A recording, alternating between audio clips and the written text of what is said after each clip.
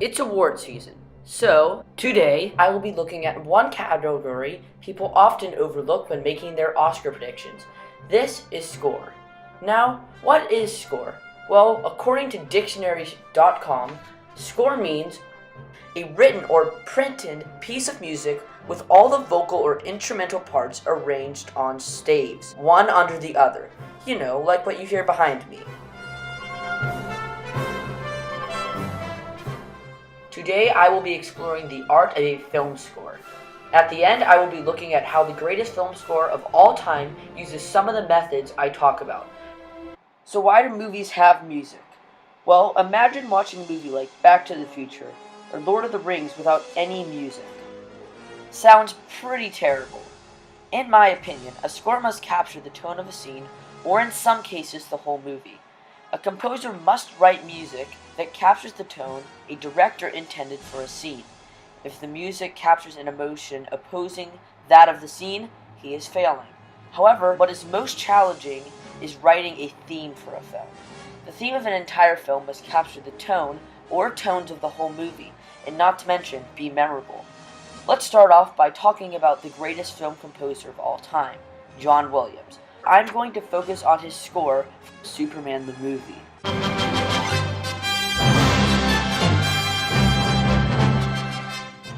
He has part of the theme showing the grand, exciting adventurousness of the film, and also honing on the romance between Superman and Lois Lane. He accomplishes the romantic tone by making the themes melodious, soft, and slow. However, let's focus on a score for a specific scene. The music direction can make or break a scene. For example, I have remixed two scenes with songs that oppose the tones of each other's scenes. Take a look at this scene from Jaws with music from West Side Story.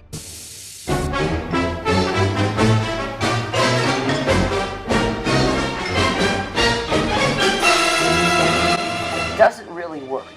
This is because the scene is very suspenseful and not exciting, like the music from West Side Story is trying to be. Now let's look at a chase scene from The Dark Knight with music from a chase scene in The Adventures of Tintin.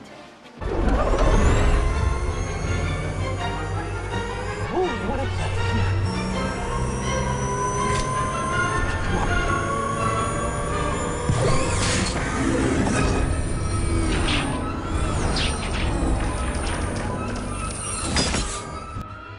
While both are chases, the overarching theme of the movie is what decides the music for the scene. The Adventures of Tintin is a more adventurous, fun movie, while The Dark Knight is more gritty and intense. This is why Hans Zimmer has no score during the chase. So without the music, the chase sounds more like this. Oh, you want to play? Come on. Come on.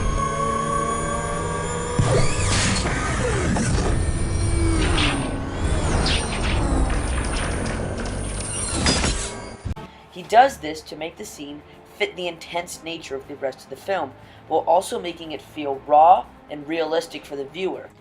Other than that, excluding score can be done to emphasize something. This could be for a specific line, Expecto Patronum! a joke, Star-Lord. Who? a majority of a scene. Master? Yes, precious. False. Or to make it more frightening.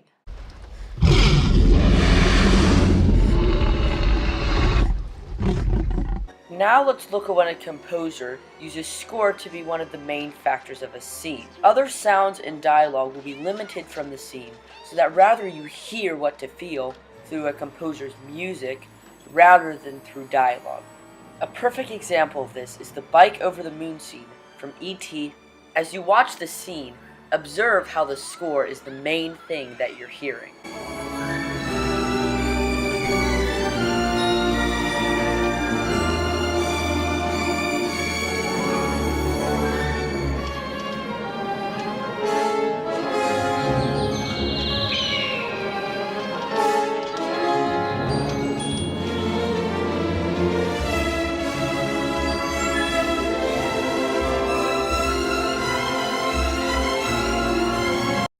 Another tactic that I believe to be extremely effective is repetition or reusing a melody. A perfect example of this is in the 2010 Best Original Score winner, Up. What composer Michael Giacchino does is reuse the same theme for the whole movie. However, he changes the key or instruments to change the tone of the song. It can be happy,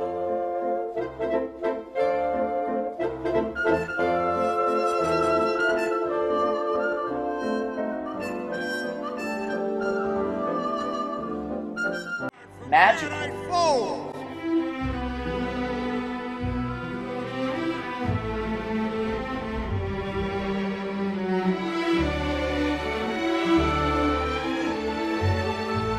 or sad.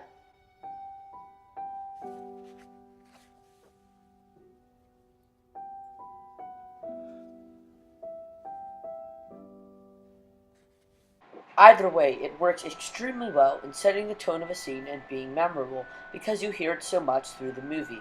Now, let's talk about how the greatest film score of all time uses some of the tactics we've talked about. As it celebrates its 40th anniversary, I think anyone can tell you that the Star Wars score is the greatest in cinematic history and is easily composer John Williams' best score. Heck, even the Family Guy parodies could only make jokes about how good the music was.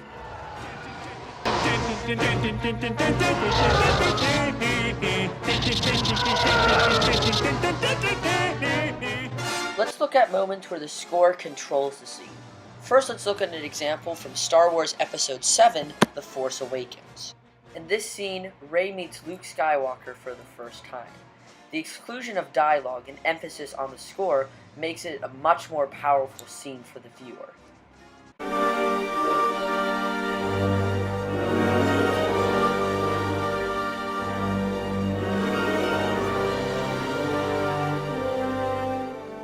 Probably my favorite exclusion of score in a scene is the lightsaber duel on Bespin in The Empire Strikes Back.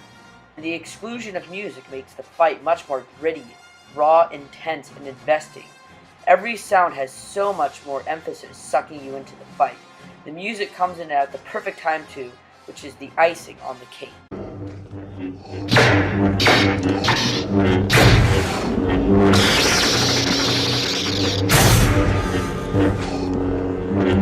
You are beaten.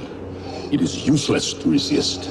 Don't let yourself be destroyed as Obi-Wan did.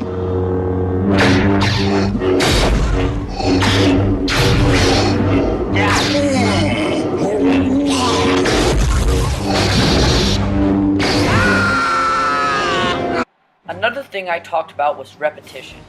William uses that a lot, and we're going to focus on how he uses it in the ever-iconic Imperial March. While the main theme sounds evil, it is also very grand and large, which shows the size and strength of the Empire.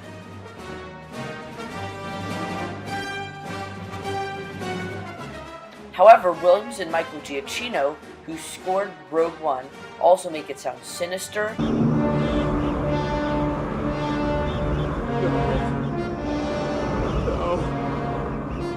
It's not true. terrifying,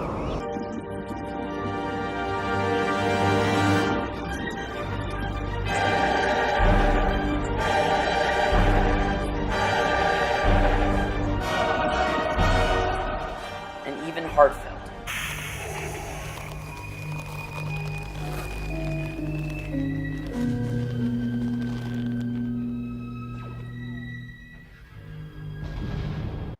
So remember, kids, when filling out your Oscar predictions ballots, don't overlook score.